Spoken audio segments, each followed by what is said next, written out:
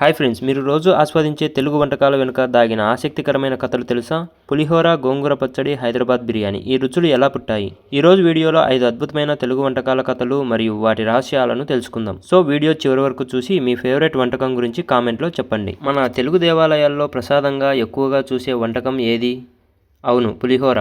ఈ పుల్లని రుచికరమైన వంటకం దేవతలకు నైవేద్యంగా ఎందుకు పెడతారు? దీని కథ మొదలైంది చాగంటి రాజుల కాలంలో. పులిహోర చేసేందుకు చింతపండు, అన్నం మరియు సుగంధ ద్రవ్యాలు ఉపయోగిస్తారు.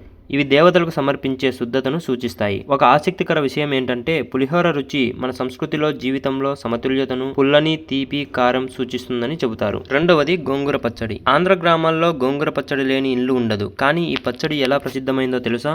గోంగూర ఆకులు ఆంధ్ర రైతులకు సులభంగా దొరికే పంట. ఒకసారి గ్రామంలో ఆహార కొరత వచ్చినప్పుడు రైతులు గోంగూర ఆకులను ఉపయోగించి ఈ రుచికరమైన పచ్చడిని తయారు చేశారు. ఇది తక్కువ ఖర్చుతో అద్భుత రుచిని ఇచ్చే వంటకంగా మారింది. ఈ రోజు గోంగూర పచ్చడి మన సంస్కృతిలో సరళత మరియు సౌందర్యానికి చిహ్నం. మూడవది హైదరాబాదీ బిర్యానీ.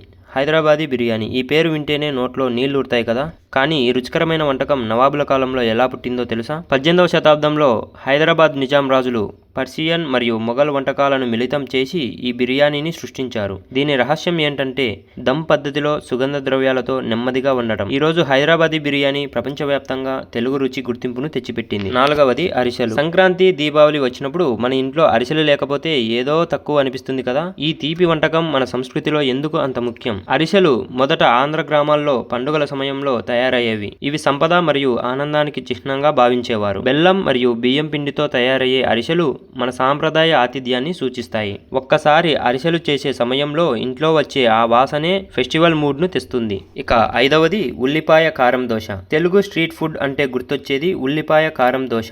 ఈ రుచికరమైన దోశ ఎలా స్ట్రీట్ ఫుడ్ స్టార్ అయిందో తెలుసా? ఆంధ్ర, తెలంగాణ రోడ్డు ప్రక్కన స్టాళ్లలో ఈ దోశ మొదట సరళమైన ఆహారంగా ప్రారంభమైంది. ఉల్లిపాయ కారం మసాలా దీనికి ఒక యూనిక్ రుచిని ఇస్తుంది. ఇది యువతను ఆకర్షించింది. ఈ రోజు హైదరాబాద్ నుండి విజయవాడ వరకు ఈ దోశ రుచి ప్రతి స్ట్రీట్ ఫుడ్ లవర్ హృదయంలో ఉంది. మీకు ఈ వంటకాల్లో ఏది ఇష్టం? మీ ఇంట్లో ఈ రుచులకు సంబంధించిన ఏదైనా కథ ఉందా?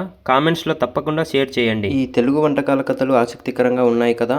ఇప్పుడు మీ ఇంట్లో ఈ రుచులకు కొత్త ట్విస్ట్ ఇవ్వడానికి ఒక సింపుల్ టిప్. పులిహోర లేదా గోంగూర పచ్చడి చేసేటప్పుడు ఒక చిటికెడు వేయించిన జీలకర్ర పొడి జోడించండి. ఈ చిన్న ట్రిక్ మీ వంటకానికి అద్భుతమైన ఆరోమా మరియు రుచిని అందిస్తుంది. మీరు ఈ టిప్ ట్రై చేసి ఎలా ఉందో మాకు చెప్పండి. ఈ తెలుగు వంటకాల కథలు మీకు నచ్చాయి కదా.